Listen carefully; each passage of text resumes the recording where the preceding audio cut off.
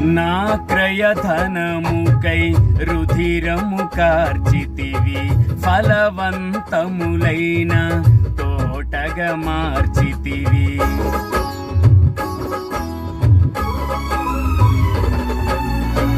నా క్రయధనముకై రుధిరము కార్చితివి, ఫలవంతములైన తోటగా మార్చితివి.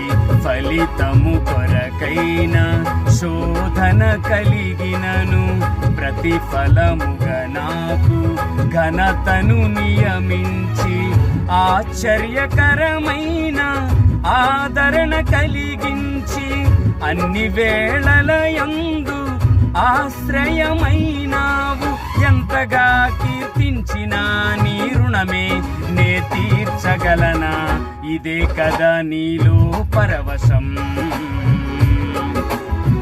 మరువలేని తీయని జ్ఞాపకం, నూతనమైన కృపా, నవనూతనమైన కృపా.